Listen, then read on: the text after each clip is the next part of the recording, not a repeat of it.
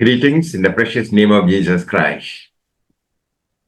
ಯೇಸು ಕ್ರಿಸ್ತನ ಹೆಸರಿನಲ್ಲಿ ನಿಮ್ಮೆಲ್ಲರನ್ನು ಕೂಡ ನಾನು ವಂದಿಸುವಂತವನಾಗಿದ್ದೇನೆ. Welcome to this Kannada Sunday service of Ebenezer Ministries. ಈ ಒಂದು ಭಾನುವಾರದ ಕನ್ನಡ ಕಾರ್ಯಕ್ರಮವಾದಂತ ಎಬೆನ್ಸನ್ ಕಾರ್ಯಕ್ರಮಕ್ಕೆ ನಿಮ್ಮನ್ನ ಸ್ವಾಗತಿಸ್ತೇನೆ. For today's meditation, let us turn to the Gospel according to Saint Matthew chapter 8 verses 28 to 34. ಇವತ್ತಿನ ಒಂದು ಧ್ಯಾನ ವಾಕ್ಯಕ್ಕಾಗಿ ನಾವು ಮತ್ತಾಯನ ಬರೆದ ಸುವಾರ್ತೆ 8ನೇ ಅಧ್ಯಾಯ 28ರಿಂದ 34 ತನಕ ನಾವು ನೋಡಿಕೊಳ್ಳೋಣ. Two men with demons in them met Jesus in the country of Gadarenes. ಅನೇಕ ಒಂದು ಬೇಡಿಕೆಗಳಿದ್ದರೂ ಕೂಡ ಯೇಸು ಕ್ರಿಸ್ತನವರನ್ನು ಗದರೇನರ ಸೀಮೆಯಲ್ಲಿ ಭೇಟಿಯಾಗುವಂತದನ್ನ ನೋಡುತ್ತೇವೆ. They lived in cemetery and were so dangerous that no one could go through that area. ಈ ಒಂದು ದೆವ್ವ ಹಿಡಿದಂತವರು ಈ ಒಂದು ಸಮಾಧಿಯ ಸ್ಥಳಗಳಲ್ಲಿದ್ರು, ಯಾರು ಅವರನ್ನು ಕೂಡ ಭೇಟಿಯಾಗುತ್ತಿರ್ಲಿಲ್ಲ. The demons in them cried out saying, "What do we have to do with you?" ಆ ಒಂದು ದೆವ್ವಗಳು ಈತನನ್ನ ನೋಡಿ ಹೇಳ್ತವೆ, ನಮ್ಮ ಗೊಡವೆ ನಿನಗೇಕೆ ಎಂಬಂತ ಪ್ರಶ್ನೆಯನ್ನ ಕೇಳುತ್ತವೆ. Have you come here to torment us before time? ಕಾಲ ಬರುವುದಕ್ಕಿಂತ ಮುಂಚೆ ನಮ್ಮನ್ನ ಕಾಡುವುದಕ್ಕೆ ಬಂದೆಯಾ ಎಂಬುದಾಗಿ ಕೇಳುತ್ತವೆ.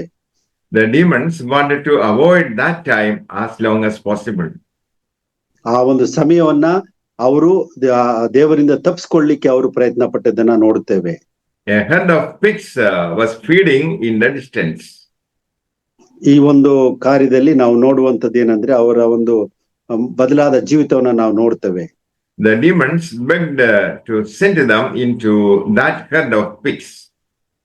ಆ ಒಂದು ದೆವ್ವಗಳು ಏನ್ ಕೇಳ್ಕೊಳ್ತವೆ ಅಂತ ಹೇಳಿದ್ರೆ, ನಮ್ಮನ್ನ ಹಂದಿಗಳ ಹಿಂಡಿಗೆ ನಮ್ಮನ್ನ ಕಳಿಸಿ ಎಂಬುದಾಗಿ ಬೇಡಿಕೆ ಇಡುತ್ತವೆ. Jesus said to them, "Go." ಯೇಸು ಸ್ವಾಮಿ ಹೇಳ್ತಾರೆ, ಹೋಗಿರಿ ಎಂಬುದಾಗಿ. And they came out and went into the hogs. ಆ ಒಂದು ಹಂದಿಗಳಲ್ಲಿ ಆ ದೆವ್ವಗಳು ಸೇರಿಕೊಳ್ತವೆ.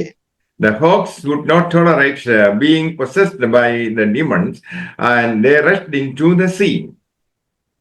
ಆ ಒಂದು ಹಂದಿಗಳು ದೆವ್ವ ಅವುಗಳ ಮೇಲೆ ಒಕ್ಕ ಮೇಲೆ ಅವು ಸಮುದ್ರದಲ್ಲಿ ಹೋಗಿ ಬಿದ್ದವೆಂಬುದಾಗಿ ನೋಡುತ್ತೇವೆ. The people of the city, having lost their hogs, rejected Jesus. ಆ ಒಂದು ಸೀಮೆಯವರು ಯೇಸು ಸ್ವಾಮಿಯನ್ನ ಸಹಿಸಲಾರದೆ ಯೇಸು ಸ್ವಾಮಿಯನ್ನ ತಿರಸ್ಕಾರ ಮಾಡುತ್ತಾರೆ.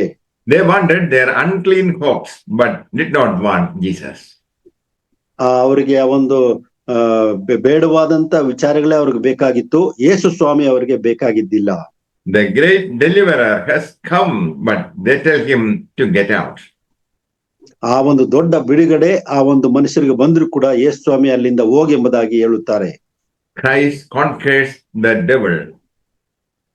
ಯೇಸು ಸ್ವಾಮಿ ದೆವ್ವಗಳನ್ನ ಆತನು ತನ್ನ ಅಧೀನದಲ್ಲಿ ಇಟ್ಕೊಂಡಿದ್ದಾನೆ. He sets the prisoners free. ಆತನು ಸೆರೆಯವರನ್ನ ಆತನು ಬಿಡುಗಡೆ ಮಾಡುತ್ತಾನೆ. He presents himself as a great deliverer. ಆತನು ಬಿಡುಗಡೆ ನಾಯಕನೆಂಬುದಾಗಿ ತನ್ನನ್ನ ಆತನು ಪ್ರಕಟಿಸಿಕೊಳ್ಳುತ್ತಾನೆ. Two amazing things happened by the power of Jesus Christ. ಎರಡು ಆಶ್ಚರ್ಯಕರವಾದ ಕಾರ್ಯಗಳು ಯೇಸು ಸ್ವಾಮಿಯ ಸೇವೆಯಲ್ಲಿ ಆಗುವಂತದನ್ನ ನಾವು ನೋಡುತ್ತೇವೆ. The first amazing thing that happened is two demon-possessed men were now free and their humanity was restored. ಮೊದಲನೇದಾಗಿ ನಾವು ನೋಡ್ತೇವೆ, ಇಬ್ಬರು ದೆವ್ವ ಹಿಡಿದಂತ ವ್ಯಕ್ತಿಗಳು ಅವರು ದೆವ್ವ ಹಿಡಿಯಲ್ಪಟ್ಟದ್ರಿಂದ ಬಿಡುಗಡೆ ಹೊಂದಿ ಒಳ್ಳೆ ಮನುಷ್ಯರಾಗಿ ಮಾರ್ಪಟ್ಟದ್ದನ್ನ ನಾವು ನೋಡ್ತೇವೆ. Their relationships were restored. ಅವರ ಒಂದು ಸಂಬಂಧಗಳು ಮತ್ತೆ ಮುಂದಿನ ಸ್ಥಿತಿಗೆ ಬರುವಂತದನ್ನ ನೋಡುತ್ತೇವೆ. The second amazing thing that happened was a large herd of pigs was destroyed. ಎರಡನೇ ಒಂದು ಕಾರ್ಯ ನೋಡ್ತೇವೆ, ಆ ದೊಡ್ಡ ಹಂದಿಗಳ ಗುಂಪೊಂದು ಅಲ್ಲಿ ನಾಶವಾಗಿದ್ದನ್ನ ನೋಡುತ್ತೇವೆ.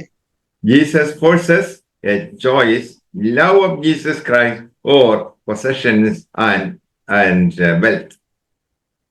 ನಾವು ಎರಡು ಕಾರ್ಯಗಳು ನೋಡ್ತೇವೆ, ದೇವರ ಪ್ರೀತಿ ಹಾಗೂ ದೆವ್ವಗಳಿಂದ ಹಿಡಿಯಲ್ಪಟ್ಟಂತ ಸ್ಥಿತಿಯನ್ನ ಎರಡು ನೋಡುತ್ತೇವೆ. They begged Jesus to leave their territory. ಆ ಒಂದು ಸ್ಥಳವನ್ನ ಸೀಮೆಯನ್ನ ಬಿಟ್ಟು ಹೋಗಿ ಎಂಬುದಾಗಿ ಯೇಸು ಸ್ವಾಮಿನವರು ಬೇಡಿಕೊಳ್ತಾರೆ. 2,000 pigs drowned for one man. ಆ ಒಂದು ಒಬ್ಬ ವ್ಯಕ್ತಿಯಿಂದ 2,000 ಒಂದು ಹಂದಿಗಳು ಸತ್ತು ಹೋದವು ಎಂಬುದಾಗಿ ನೋಡುತ್ತೇವೆ. Jesus was prepared to destroy the local economy to save a man.